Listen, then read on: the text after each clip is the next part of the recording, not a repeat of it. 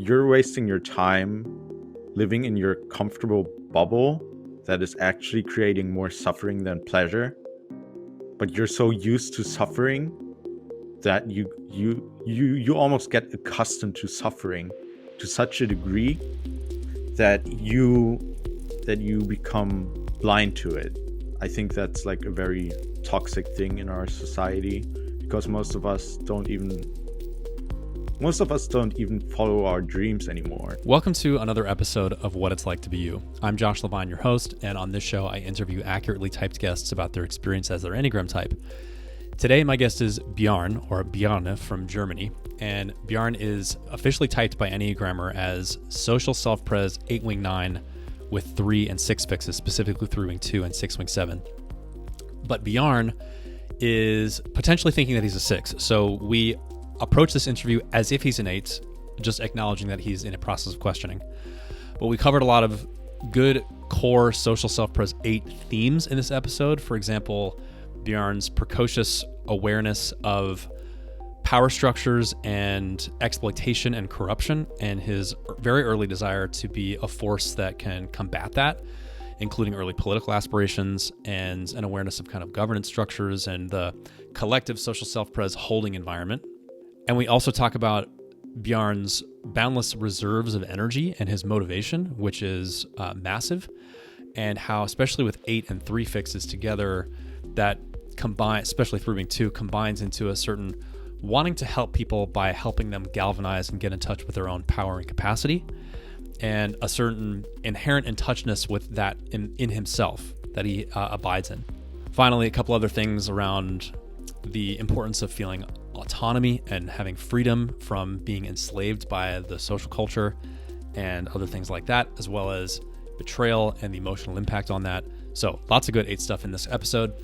And if you would like to learn more about 8 or the Enneagram in general, then I recommend you go check out theenneagramschool.com, and you can go look at our intro course, which is where you can go to learn just everything you need to know about the Enneagram, what makes the Enneagram. So go check out theenneagramschool.com. And without further ado, here is Bjarne. So I kind of want to just start by asking you, how are you feeling right this moment? I am feeling quite exhausted from my day at work. Yeah, it was like a new environment, was something to get used to, lots of new impressions. And other than that, I feel a bit tense in my body, and I could actually, I also feel excited for this interview, but I also feel some pressure because I know there's going to be a lot of people watching this. Also, many people who I know. Um, yeah. Right. When you are excited about something, how does Yes. that manifest for you? Because, and actually, the reason I asked that is because you are stating that you're excited, but Yes. what I'm seeing from my side is the same level of, I don't know, stillness that that I normally experience with you. I guess there is like a big discrepancy between what I present and what I feel for some reason. Yeah. Like I'm not like, unless I'm like very like, I don't even know how to say it, but like it's I can be a little inexpressive, I guess. I guess there's like a wall between me and my emotions, and it takes a lot for the emotions to show in my external um expressions and like mannerisms and behavior. Yeah.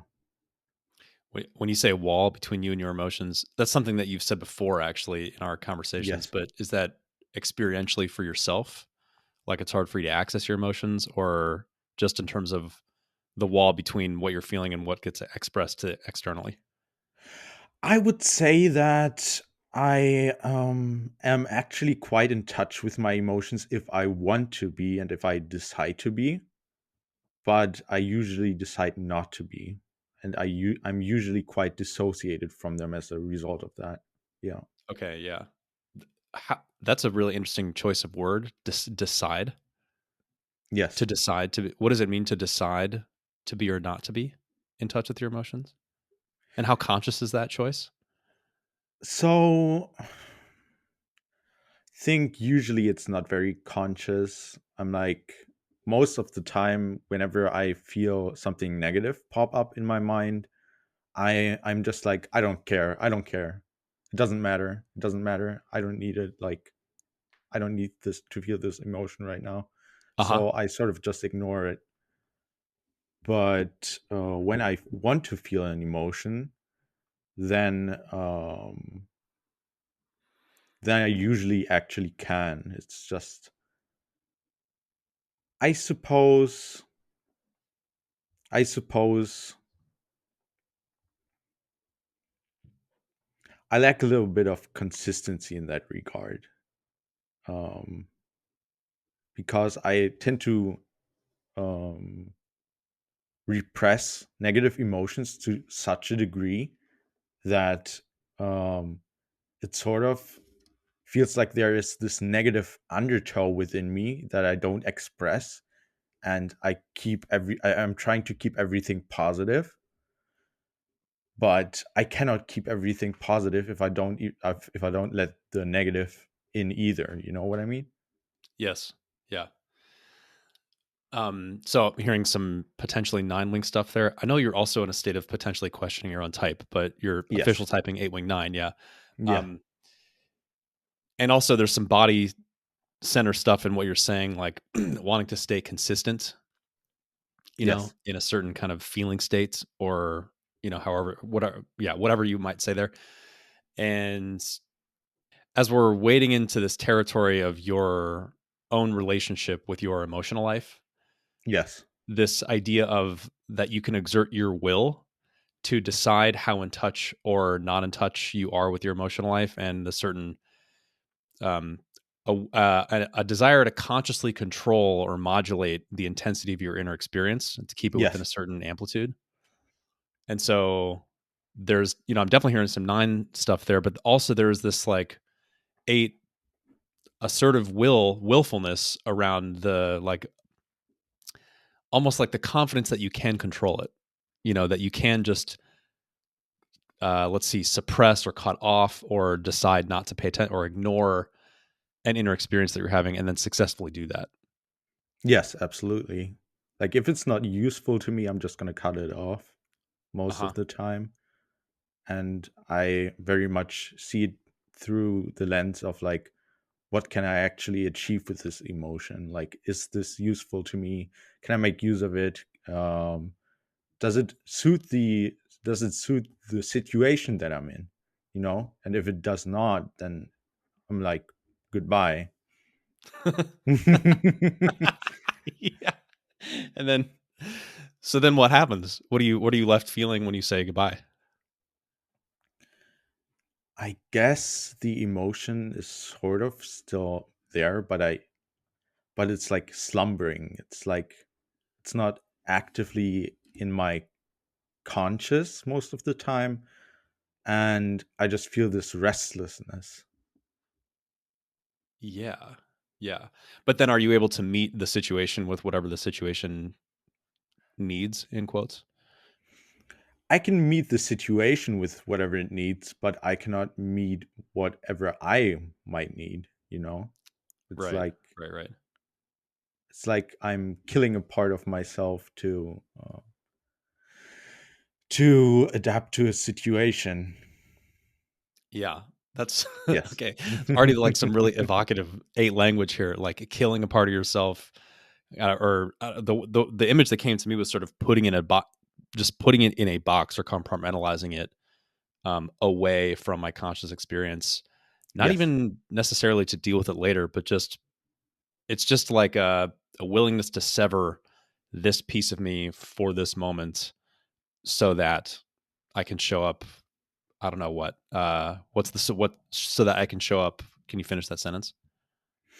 So I can show up for my family, so I can show up to work, so I can show up professionally, and yeah, so I can basically take care of my environment. Yeah, yeah. Yeah, I guess yeah, I'm hearing 8-3 there a little bit in terms of the way that you're aware of what's required to be effective in a situation and to calibrate to your like social context. Also, maybe there's some social instinct there as well, like Yes. whatever is required for me to be in the situation with my family or at work or whatever. So, yeah. Yeah, I mean, I guess it would be three wing two specifically, Yeah, which right. I never denied was in my trifix. And I think I have this desire to be seen as a good person and as a cooperative person. But at the same time, I'm like so shut off from everything negative inside of me and every like vulnerable part of me that I cannot like authentically communicate with other people unless I'm like unless I'm like unless a boundary of mine has been crossed, or if I am very like willfully tapping into that sphere. But most of the time I cannot allow myself to do that Because because if I were to allow myself to do that, then other people could take advantage of me and I would feel pathetic and I would feel like I betrayed myself. And that is like the worst thing that could happen to me. Actually, the worst thing, yes. yeah, that you betray yourself. Yes. Yeah. And I don't know if this is too abstract of a question, but the self that you're betraying is what? Like a felt sense resonance of what you who you are in that moment, or what are you? Yeah, what is the self that you're betraying? The self that I'm betraying is like very basic almost, but it's like this: I'm somebody who other people will not take advantage of. I'm somebody whose will not be questioned, who um somebody who will not be remembered as somebody that got taken advantage of by other people. Like I don't want to look pathetic basically. Mhm. Mhm. Mhm. Yeah. It's I mean, it's really, evocative of the language you're using, and it's very core 8, at least in my experience, and again, I know you're questioning your type, but do what is Yes. what are you questioning your type as? What do you think you might be? I believe I'm a 6 actually. Okay. Okay. Yeah. 6 wing Interesting. 7 to be precise. Okay. That's so funny.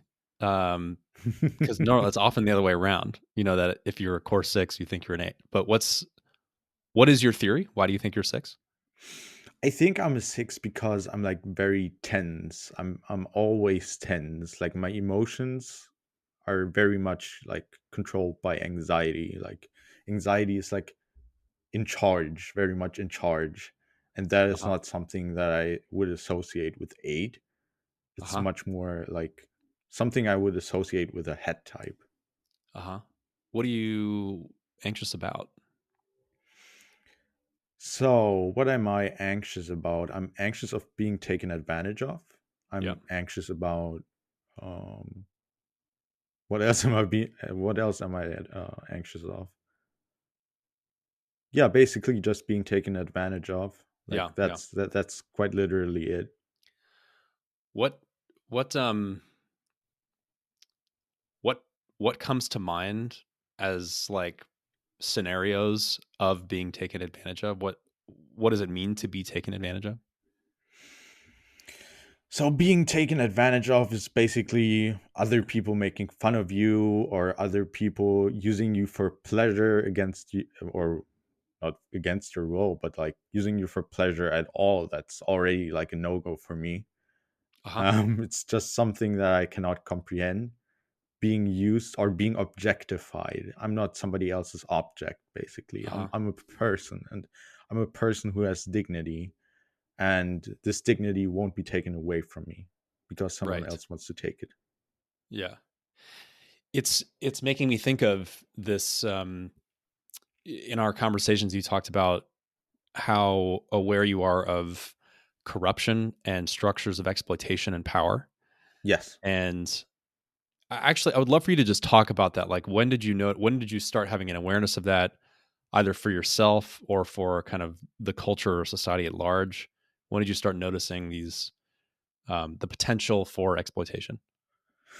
So I actually started noticing those things at a very young age, especially being like a social self-press. I naturally saw the world in through this like zoomed out scope where everything is connected and everyone has an impact on each other, Yeah. and everything's like a large network. And what I see within this network is like a bunch of weak people and cowards giving power to those who don't don't mean well. And I've always found it kind of disgusting. I've always also found it disgusting how complacent some people are in regards to corruption, and how they just let it happen, even if it happens right in front of their noses. Hmm. And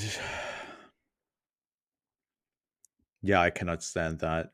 And let me think. I'm actually a vegetarian. I have been a vegetarian for a very long time. Like I could be a vegan. I'm aware I'm not perfect, but But this is I motivated think by the animal cruelty. yes, Okay. absolutely. Yeah. And I thought, like, if you're gonna eat meat, you should at least like pay attention to what kind of meat you're eating, because you're gonna want to have it be organic and like pasture raised, and not, you know, factory, not come from a factory farm or anything of that nature, because I think that's like very indignant, even for animals, which I think should. Um, you're frozen. Oh, never mind. Oh Not no, this is just anymore. my listening face. I get very still. Uh, um, yeah, I think animals have dignity too, and or deserve to have dignity at least. And I've always felt this innate respect for life, and I've always wanted to make sure that every life is has a base level of respect going for it. uh-huh. And when I see that not happening or that not being the case, it instinctually repulses me. Hmm. Hmm. Yeah. Oh man, there's just so much good stuff here. Um, First of all, it's amazing to me that you were so aware of this so young. Like, what do you remember what age you were when you were started to really see this? I actually cannot pinpoint it, but I would say like around the age of 8 or 9, I would say. Yeah. Yeah. Yeah. What does it mean to be respected? Like, what is respect? And how do you know when it's happening, either for yourself or for any other life form? I know it's happening when I see that someone is not causing suffering for another being for their own egoistic gain. May that be some type of sadism or something practical. I believe that we should operate based on mutual benefit and not based on the exploitation of one for the other. But respect itself, I do not actually actively think about very much. I just feel like I know when disrespect happens. Like I Hmm. can just tell. And when someone's being dodgy, it's like particularly disgusting for me, because I know that this person knows what they are doing, but they would never admit to it. And I find that so shady. Uh-huh. Yeah. Yeah. So when you say you just know, what is it? How do you know?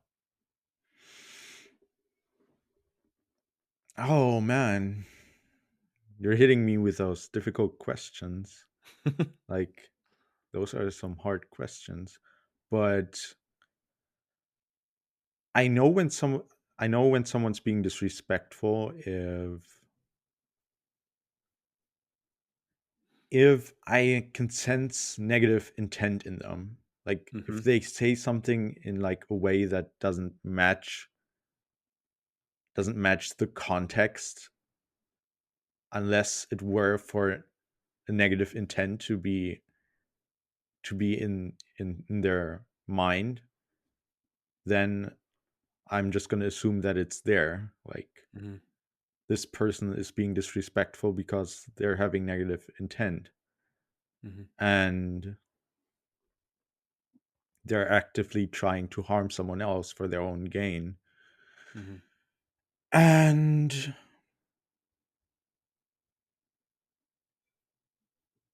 I think respect is something very basic that we all should like exercise for one another, because we have I often compare like humans, or I like to say that humans are far too advanced for the emotional beast that we still are. Like, we are so emotional and like capricious and volatile emotionally. We are not really in charge of ourselves most of the time.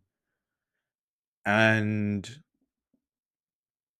we have so much intelligence. Like, humans are such an intelligent species, but at the same time, we make such stupid emotional mistakes that I mean, I do understand it, but like at this rate, I think we're going to destroy ourselves Mhm. Mhm. because we have so much power, but we don't have the emotional maturity to deal with it. Yeah. You're talking my language as a fellow social self-pres person here, but yeah. Well, and actually, just to comment on that from an Enneagram like theory, the social self-pres has that wide angle lens about like the body politic, the kind of the human species, how we are um, Yes. all in in this collective kind of together, and the ways that that collective is, I don't know, supporting itself or dooming itself based on its emotional maturity. So, yeah, strong resonance with that.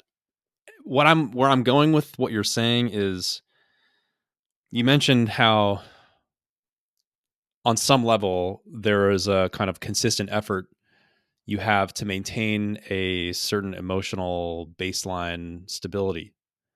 Yes. But what I'm noticing is that your inner world is populated with all of these noticings of power and corruption and ways in which people can be taken advantage of, and you could call it negativity Yeah. around, you know, yeah, a sense of like we're doomed because we're so powerful and yet we don't have the emotional maturity to handle it. So how do you navigate that? How do you stay emotionally stable with that level of with what you're noticing? Oh. Um. Hmm. How do I even do that? Like, I have so much going on, like emotionally, but at the same time, I don't acknowledge any of it. So, as I've said, it sort of just goes into the background of my mind, Hmm. and it may accumulate in physical stress, but even that I don't acknowledge most of the time unless it's like very extreme.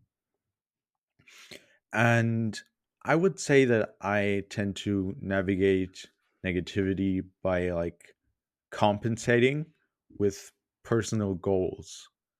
Like, I like to have personal goals, and those personal goals, like achieving those personal goals, can be like very satisfying, like satisfying opposing pole to all the negativity that I perceive in the world.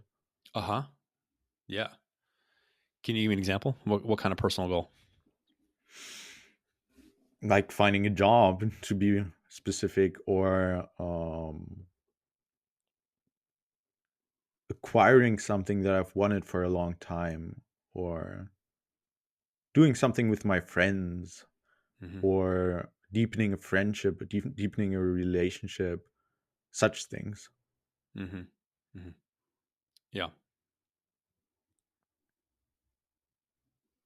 But also, but also trying to make an impact on a larger scale is very important to me, even if it's not like my own original idea. I like to contribute to other people's ideas, Mm-hmm. even if I'm not like the front man or whatever. It doesn't mean that I don't have like a strong impact on whatever is going on.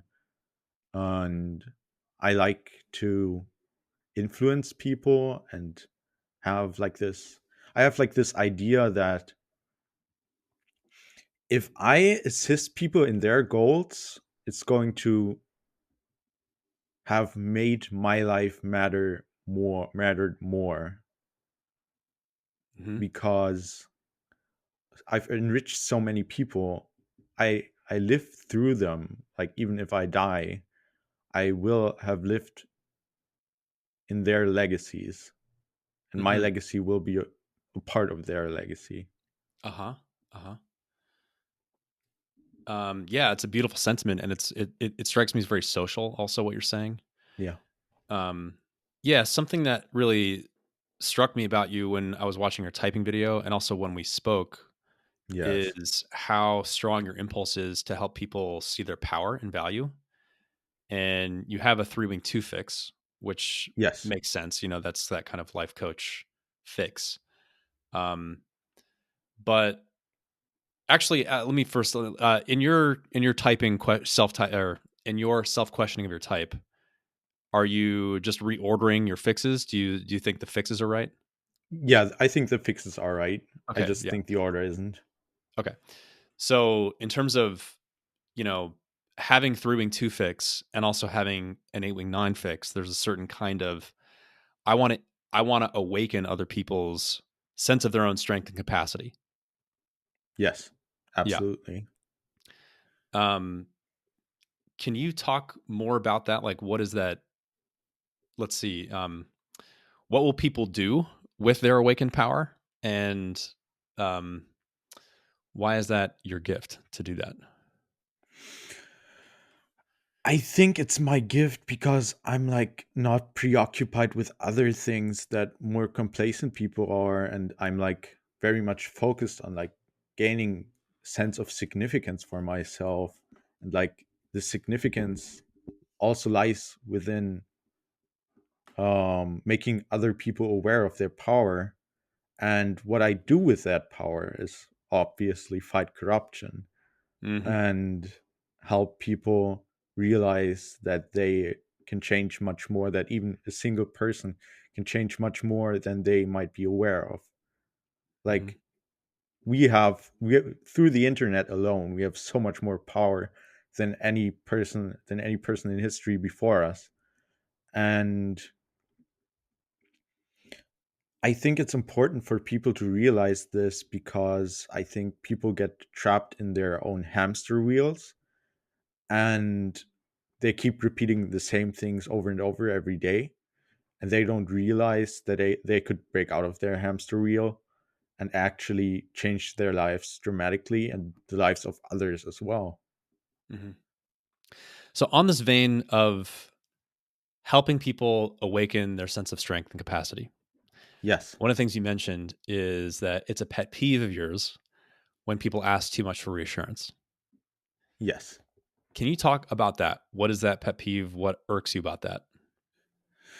So it's a pet peeve because I sort of expect, because I myself don't ask for very much reassurance, that other people will not ask for it either.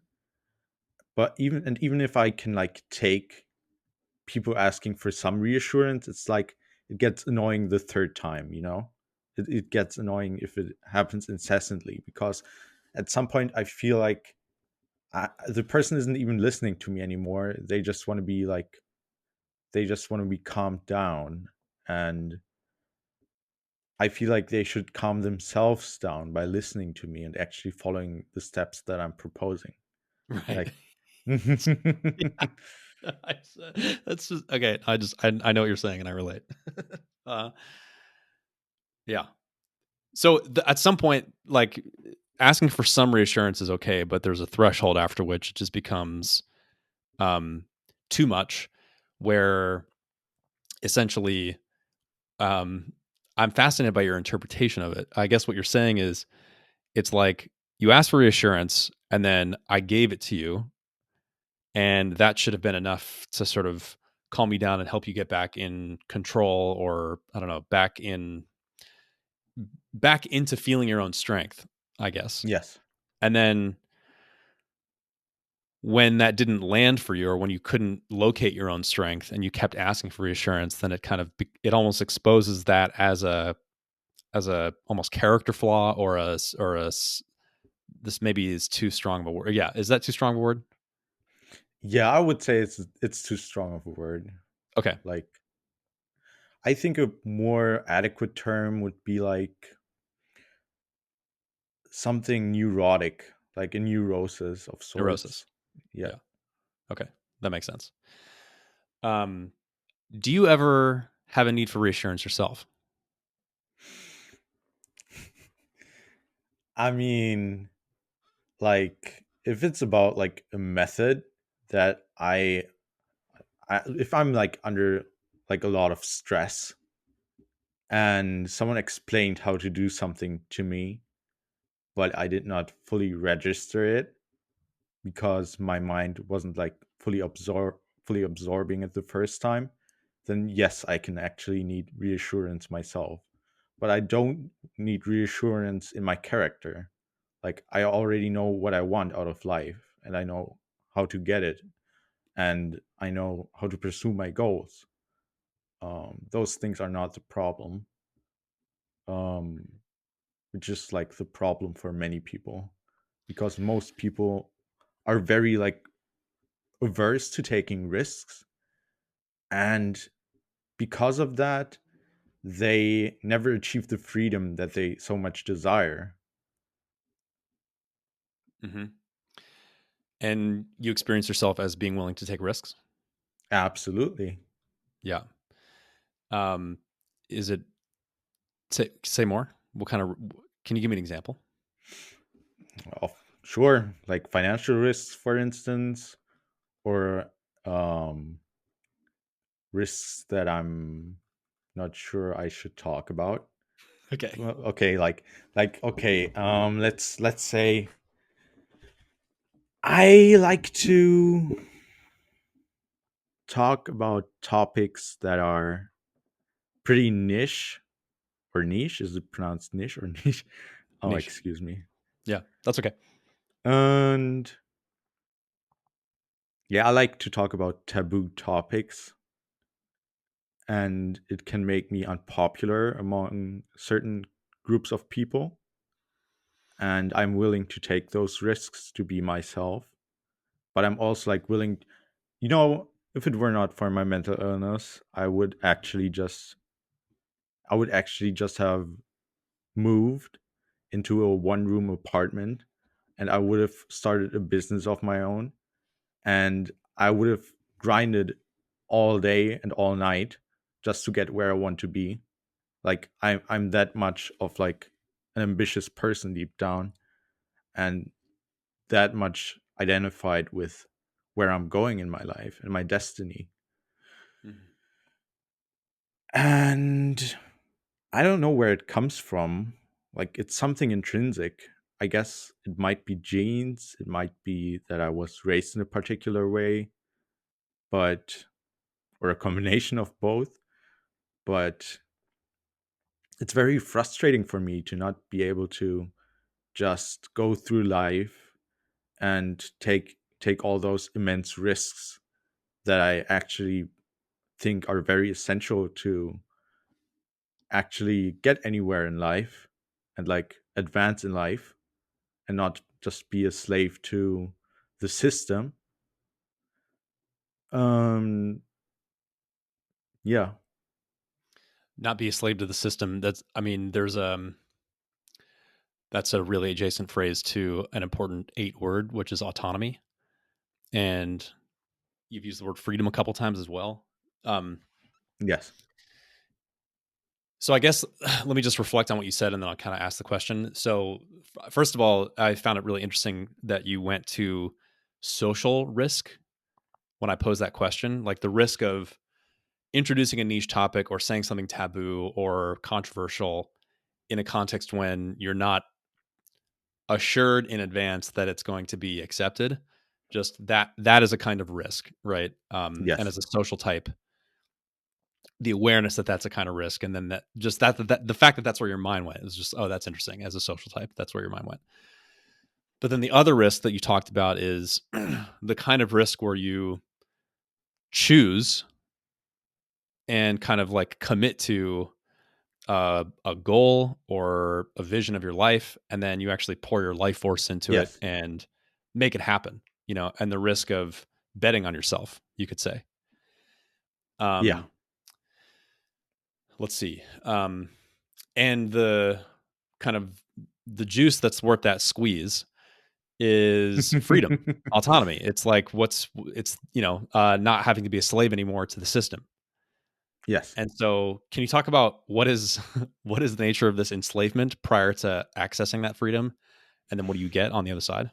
Like a waste of time, a perpetual waste of time. Like especially if you're not identified with where you're going, then you're just wasting your time, and you're wasting your time living in your comfortable bubble that is actually creating more suffering than pleasure. But you're so used to suffering that you almost get accustomed to suffering to such a degree that you become blind to it. Mhm. And I think that's like a very toxic thing in our society, because most of us don't even follow our dreams anymore, and most of us give up on their dreams, give up on our dreams at a certain age or after certain events. I think that is like very sad. But there's another thing I wanted to add, which Okay. is I think that people don't realize how much potential they have, and they very much have the capacity like anyone else to become successful just by putting their mind to it and putting their heart into it. And I don't think success is necessarily like becoming rich or anything, like even if that's like a good thing, to become financially independent at least. But like success is also finding your calling and doing something that doesn't just feel like work, but actually like something that you want to do, something that you find purpose in. And even if Hmm. that purpose is like being a nurse, then I think that's a great purpose. Hmm. Even if it's not paid very well, which is like very sad to me, very um, unfair, because those those jobs are indispensable to many of us, to all of us actually. Yeah. And I believe that I believe that if we all follow the goal to improve our lives and mitigate suffering on a larger scale, then the world would automatically be a much better place, because we would not just be taking advantage of each other, but we would focus on not only making our own lives pleasurable, but the lives of others too. And I think there are is a multitude there is a multitude of ways to do so. Yeah, one of which I've already mentioned. But like, you should really assess yourself and become aware of how much you can actually do with what you've been given by your parents, like with your genes, or by God. To be I'm not even religious, but like, it sounds kind of epic. But like, I'm sorry if I'm rambling a little bit, but No, yeah, that I don't experience this as rambling. There's a couple things I want to pull out of what you're saying. I think so first of all, there's like an inherent there's like a theory that you have that was implied in what you're saying that um the reason people take advantage of other people is because they're not sort of pure in their path of self-actualization, maybe is a way to put it. yes, Yeah. that is absolutely true, and that is a very good summary of what I intended to say and Hmm. communicate. Yeah. Yeah. Um, and then the other piece is, yeah, it's sort of a corollary to that, which is, in order to access that pure motive of self actualization, there's a certain realistic taking stock of what you have, what you're given. Yes, Um, yeah. And that strikes me, I'll just say it out. It strikes me also as a very eight, let's see, maybe just the full trifix, actually, 863 perspective. Like, this is what you got, this is what you can do with it. And this is kind of it's your sort of duty to yourself, you could say, to honor what you've been given and to actualize it. yes, And in so doing, it cleans up any ulterior corrupting motives that could lead to you taking advantage of other people. yeah. I have another topic I want to introduce. All right. This is sort of rewinding our conversation a bit to the part where we're talking about awareness of the possibility of being taken advantage of. And you mentioned that earlier in your life there was an incident that happened to you where you felt betrayed. And I Yes. know that we're not going to talk about the details of that specific situation, but I'm curious if you're willing to talk about kind of the emotional impact or what it was like to experience that. Um, in whatever however vague you'd like to be about the actual incident, but I'm curious about your emotional dynamics around it. So it was like very strange because it was so unexpected. Okay. So at first there was like a lot of confusion, like as to why it even happened. And Hmm. then it turned into anger and trying to actually like avoid that person like a lot. Uh-huh. Are you able to say, sorry, without sharing details about the incident, but is it, and you can say no to this question, but I'm curious if just, is there any kind of architecture of the situation that you're able to provide? Like, it was a kind of abandonment or something that someone said, or I don't know, like what was the form of the betrayal? Oh, it was like an interpersonal betrayal, like Uh-huh. someone that I had considered close doing something that I would not expect from somebody who's close to someone else to do. Hmm. And I don't think I can provide more context than that. Okay. Okay. So, so yeah, what was your reaction? So my first reaction was that um I'm ashamed to say this, but I told a bunch of people online about it. And like, I countered the betrayal with my own form of betrayal, I see. Okay. but or revenge, if you want to call it that. Hmm. But it was not a direct form of revenge. Like, I did not make the person suffer. And I actually very much, I still respected the person because of how close they were to me. And I still didn't want to hurt them.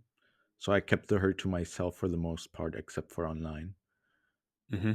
And I feel like this betrayal was like an act of like corruption, basically. And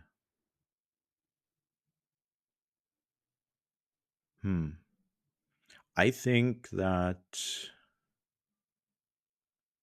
this act of corruption, I'm still not fully over. Like I have forgiven the person by now, but when something is so impactful on you that even if you forgive the person, there's still like something inside of you that has changed.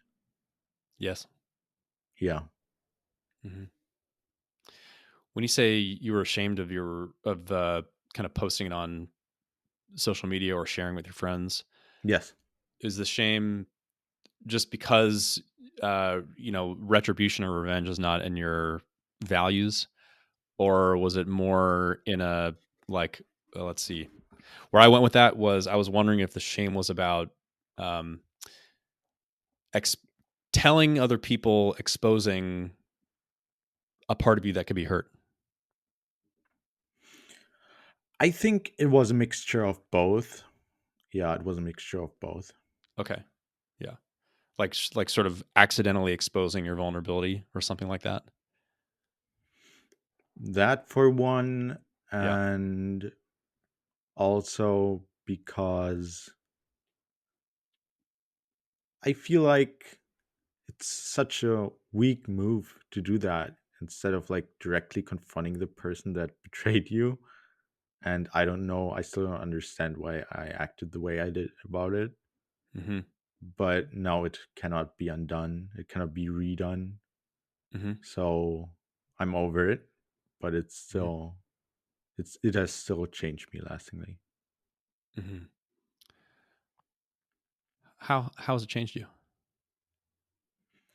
I guess it has made me more paranoid and more anxious and socially anxious because now I go around questioning everybody's motives, which is not something I used to do as much. Mm-hmm. Mm-hmm.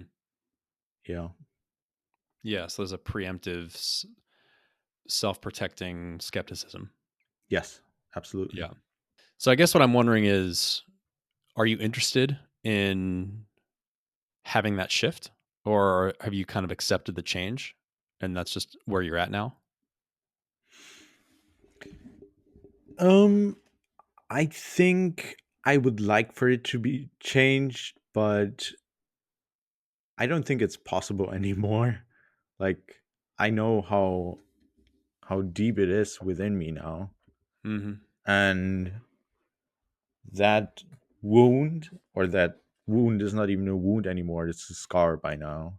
Mm-hmm. Like Mm-hmm. scars don't go away. Mm-hmm. And I don't believe that any amount of social interaction or therapy could um not trying to think of that meme. There's a meme that goes like no amount of therapy will ever make this moment okay. Okay. But Yeah. Okay. um I don't think that it can be fixed anymore. And I'm sort of like I've actually even spoken about it with my therapist, but my former therapist, not my current therapist. But it didn't fix anything. Like it I just there was no catharsis in expressing it. Sort of just happened and just feels feels pointless to try and fight it anymore because it's so deeply within me because of, I don't know, it's really difficult to talk about actually because it's so Sure. painful. Yeah, yeah. Um, okay, that makes sense. I guess I'll just comment one thing, which is that, yeah, so the virtue of eight is what we call innocence. And it's that like willingness to expose myself to the world and to be touched. And often what causes a loss of that innocence is a situation or like you're describing, where it's like something hurt me so bad where I kind of close off and decide I'm never going to let that happen to me again. Yes. And a certain kind of vigilance takes its place. Yeah. Yeah. And the armoring also. That is very much the case. And I think it has only, I used to actually be quite, like, comparatively, compared to how I feel nowadays, I used to actually be quite vulnerable. I used to be more open with my feelings. But ever since that happened, I've become so, like, I don't want to say tough because I don't want to pat myself on the back or anything. Might be the six fix or the six Hmm. core. Hmm. Um, but yeah, it has just toughened me up. And I feel like the same situation were to happen again, I would definitely react differently. But the pain wouldn't be as deep anymore because my expectation of the world has already adjusted to such a dramatic degree that it wouldn't even be a surprise for me anymore for that to happen again, because I've become, this event has changed how I view the world so dramatically Hmm. Hmm. that it has sort of like destroyed my faith in humanity, and I'm like actively fighting this lack of emotional faith in humanity, even if I cognitively know that there's still faith to be had in humanity, and that it's like the best path to have faith in humanity, because there is no point in being negative. It's only gonna make things worse. But the faith is just not emotional on an emotional level. It's not there. Right. It's not available. Yeah. Yes. Yeah. Um, yeah. Do you do you have a sense that it could be restored or no? Subjectively, no, but I think it could be restored for other people. And I think that other people, I think the world could objectively become a better place. That's for Hmm. certain. But I don't think Hmm. that my faith in humanity could be restored on an emotional level. Right. Right. Right. Yeah. Um, okay. New topic for you. So you mentioned diplomacy being one of your strengths, Yes. and I thought that was a really cool word, and I want to know what you mean by it and why is it a strength? So it's a strength because I think diplomacy is very useful for solving conflicts, obviously. And it's good to at least consider another person's perspective before charging at them or whatever, or like arguing with them. Hmm. And it's better, diplomacy is important because it's better to learn from others than to be like a closed off person who never considers other people's opinions, because that way we actually learn and we get closer to the truth and the nuance that truth requires, because truth is not always black and white. And yeah, anything you would want me to expound on that? Yeah, what makes you good at it? What makes you good at diplomacy? What makes me good at diplomacy is basically emotional self control. I have a lot of emotional self control most of the time. Mm-hmm. And I guess it's just like a natural skill. I think it's inherent. Yeah. Mm-hmm. Have you ever lost your temper? Yeah. Yeah. A few times. A few Mm-hmm. times. But rare. I mean, there is like a difference between. I mean, it's typically losing your temper is typically defined as like being expressive with your anger. You can also lose your temper Mm-hmm. and not express it, which Mm-hmm. which would be more common in my case. Like I get upset pretty quickly and often, but if I express it, it's usually very intense and people tend to take those things personally. And I don't have time for people to take things like that personally, even if it's not meant personally. Mm-hmm. And I guess I'm always it doesn't happen that often because I'm always looking out for other people's weaknesses. And I don't want to catch myself making use or taking advantage or um taking advantage of other people's weaknesses. So that's why I am more diplomatic than one would expect from like the stereotypical eight. I see. It's kind of a merciful quality you're pointing to, Yes. like noticing a person's weakness, but not putting your finger on the nerve, Yes. sort of deliberately restraining yourself from doing it. Let's see. As a person who doesn't have any eight in me, like it's nowhere in my typing, I wonder Yeah. about what, like when you say that you notice someone's weakness, Yes. like, um, is it something that it's like an exposed nerve that you know that if you touch it, they're going to react really strong, or a place where Yes. they just don't have a lot of developed skill, or I don't know, like what is a weakness? It's like an emotional nerve that's tied to their identity. I see. Okay. Yeah. Okay. And I don't want to mess with people's self images, even it's almost like very guttural. I'm not even using this term in like the Enneagram context, but like it is guttural.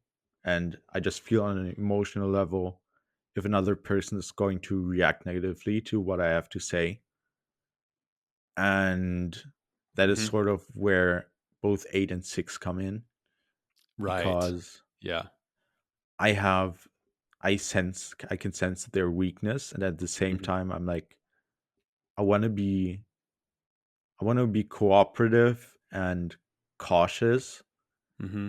because I do not want to get into trouble for telling the truth, even if like if the truth is not that important, I can like lock it away. I can keep myself from speaking the truth. But Hmm. if the truth is very important, I cannot help but speak it. But if I think the stakes are just another person's emotional well-being, then and me speaking the truth would just ruin their day or even a longer period of time for them, then I'm most likely going to omit it. Okay. Makes sense. So one other topic I want to explore with you is the kind of boundlessness of your motivation. Yes, You know, absolutely. um, yeah, just you already talked about it to some degree, like having, um, like the desire to, or if you had, if the circumstances aligned, that you would have picked a business and then just grinded day and night until that business was manifest. Um, Yes. I know that you also had, when you were younger, um, huge political aspirations. And Yes. so I just wonder about, like, can you talk about where your motivation comes from, your reserves of energy, and um, yeah, maybe where they get pointed to now? I suppose I used to be like a very I have this instinctual hunger in me. Like I just need more sort of. And I Yeah. am much more dissatisfied on a base level than the average person is. And Hmm. in order for me to feel any satisfaction, I have to do much more and I have to get much bigger, much better things and like achievements than other people do. Because Uh huh. other people can have like a nice meal and be like satisfied. Like I have a nice meal and I'm like satisfied for a couple seconds and then I forget about it. But like there are people who are not that way. Like there are people who actually enjoy like a good sleep, a good nights of sleep, or people who get satisfaction from their personal life. But for me, I feel like my personal life must be larger than myself in a way. And I must not restrict myself or restrain myself to a bubble that is too comfortable because if I do the same things over and over again, I'm going to feel meaningless and pointless and like somebody who's not exerting their will. Hmm. And this natural fountain of willpower that I have, it's it's also like the product of me feeling empty quickly because I don't get that much stimulation from things that other people get stimulation from. Hmm. And in order for me to feel alive, I need to do a lot more than the average person. Hmm. And that's a big 8 word right there, alive. Yes. Um, yeah. What does that mean to feel alive for you? I mean, feeling alive, feeling alive. I think that feeling alive is like I feel like I'm actually living to feel alive and like all the nice social self-press things that I've said are sort of like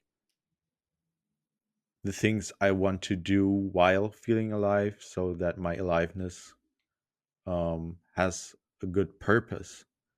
But like the need, like the neurotic need is actually uh, the aliveness.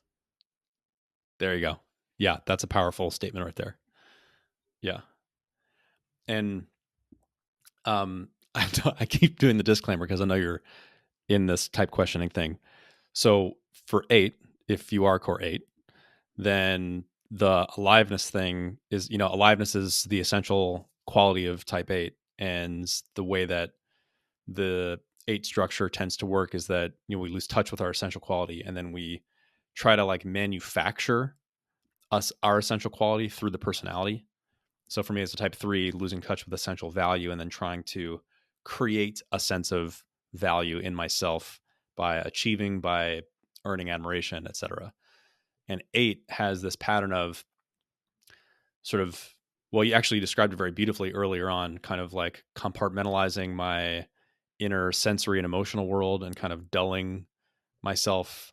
And well, yeah, killing parts of myself, but as a result of that, I dull my inner experience and feel very unalive. And then I have to go out into the world and like really make contact in a powerful way in order to manufacture a sense of aliveness. And so Yes. this inner push that comes with being a type 8 is often kind of that a result of that engine revving to make myself feel alive. Yeah. Yeah. And it's like I suppress I suppress okay, let me put it this way.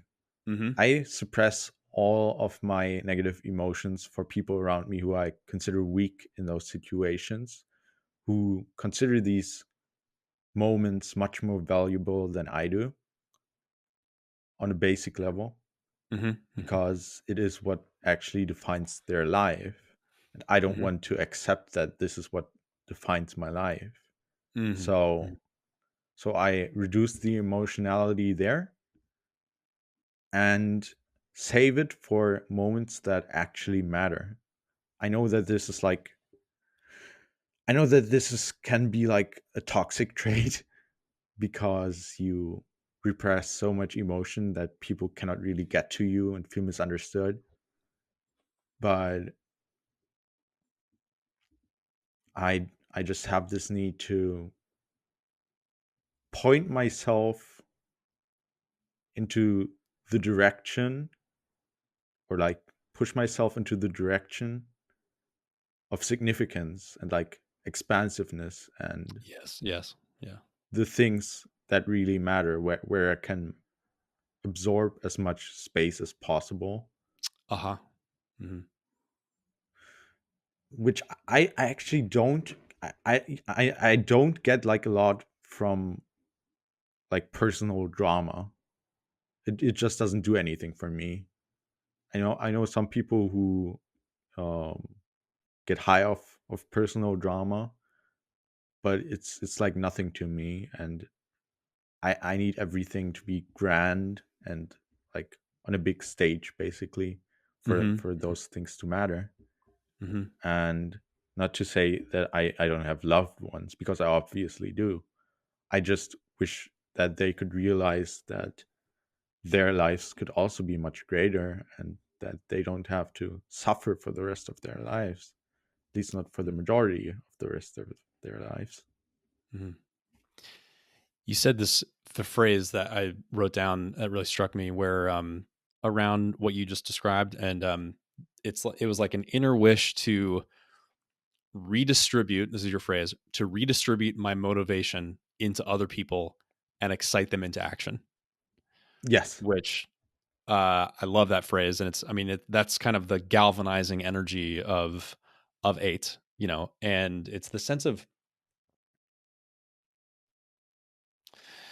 actually what you're describing is making me think how with your whole trifix and with being social self-pres, there's almost like actually, let me put it this way. As a fellow social self-pres type, I experience almost a kind of perpetual grief that the collective, the social self-pres collective, is not in its most high potential form. It's like Yes. and probably as a core three, I'm like very, very sensitive to that potential in general. But as you take that in, as you kind of sense where the social self-pres collective is, this sense of wanting to enliven it, to um, vivify it is really strong. Yeah, for sure. Like, I feel like if I can be like a motor for other people, or Hmm. like an engine for other people, Hmm.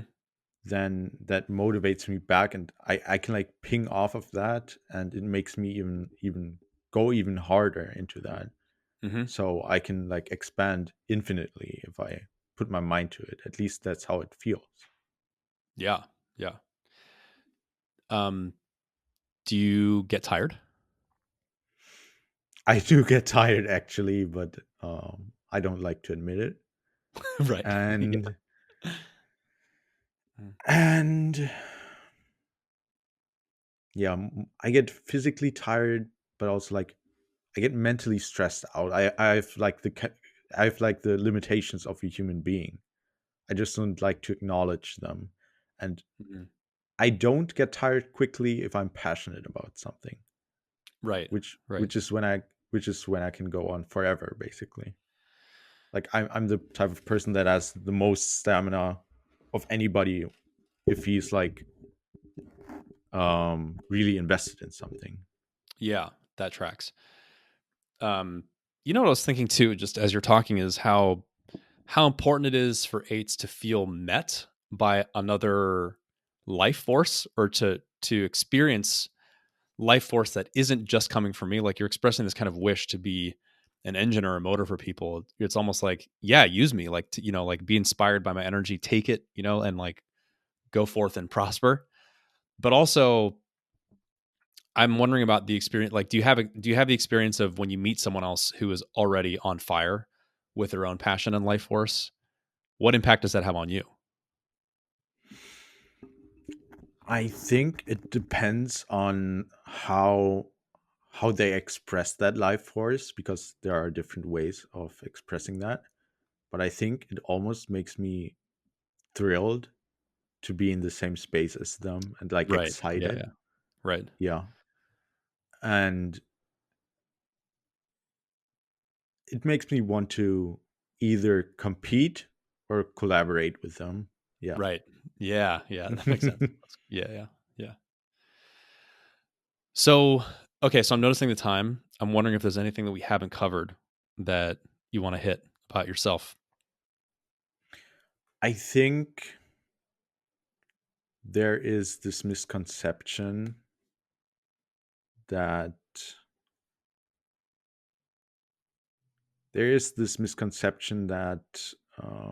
eights don't care even if they're like a social type, if they're like social dom in their stacking. But I actually believe that through the lens of social, and especially social self-pres, your your limits and your bounds are not that rigid, and they are not as small um as for other eights, other types of eights. So basically, I feel like I need to save the whole world, but I'm aware that I cannot do that. And like um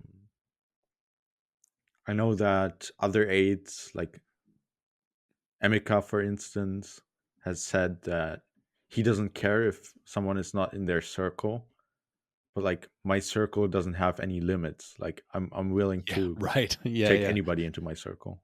Uh huh. Uh huh. Yeah. That's that huge, wide aperture of social self pres. Yes. Yeah. Yeah. That tracks. And I relate to that myself. Yeah. And other than that, I feel like eights are often like portrayed as these selfish monsters, but people don't understand people don't understand that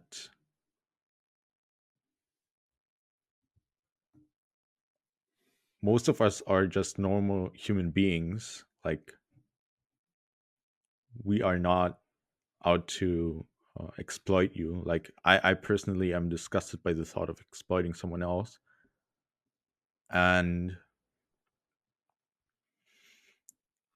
if someone is making themselves so dependent on the exploitation of another person, they are probably actually not an aid. That's just my point of view. That's just my opinion. Because an aid doesn't want to rely on anybody but themselves, and a person can be like, in terms of use, not in terms of relationships, a person can be a nice accessory, but one person will not be like life or death for me, Uh huh. because I'm holding myself already. Right. And I know And that that's I a can. great phrase, actually, Yeah. holding yourself. Yeah. In terms of the body center. Yeah. Yeah. Yeah. I'll just actually co-sign on that, because the sense of, people underestimate the sense of separateness that eights hold. Absolutely. Yeah. And the idea of like being overly involved, or enmeshed with others is sort of this, it's really contrary to the whole eight structure, right? It's like the eight structure is meant to be sovereign and not to depend on sort of any one thing outside of me for anything I need. Yes. Yeah. So I want to say thanks for doing this, and I also want to ask, what's this been like for you to do this interview? It has been great, actually. It has been very entertaining to see myself reflected in someone as empathetic and smart as you are, because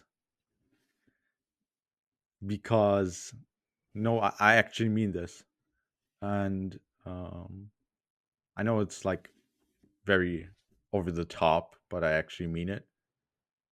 But this has been a very like useful exercise for me to get back in touch with myself, because I tend to sort of even suppress my own pride, but by reflecting on myself and having someone else mirror me, I I actually feel a little more alive for the time being.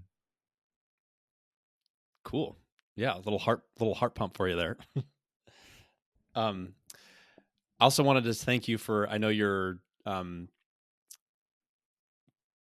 let's see, oh God, keeps happening to me today. Excuse me.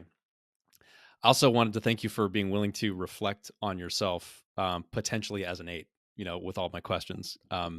Yes. And I know you're kind of in that question of what actually is your core. But no, I appreciated your openness to my questions and your willingness to reflect in real time. And appreciate the kind words too. Yeah. No problem. So, okay. Thank you very much. And yeah, we'll go ahead and close. It's nice talking to you. Okay. Likewise. Thank you so much for tuning into my conversation with Bjarne. If you liked this conversation, then please click the like button or hit subscribe. If you're watching on YouTube, or if you're listening to this as a podcast, then you can leave up to a 5-star review, and you can also leave some comments if you're listening on Spotify or Apple. Those are free and very effective ways of supporting me and my work and the work that we do here at the Enneagram School. If you would like to learn more about the Enneagram, then you can come check us out at theenneagramschool.com. There are a lot of free resources right there on the website. Writing, for example, type descriptions, as well as an overview of the Enneagram. There's also a catalog of all the interviews that we've done just like this right there on the homepage. You can click on the tab that says interviews, and you can go search interviews by type and by instinctual stacking.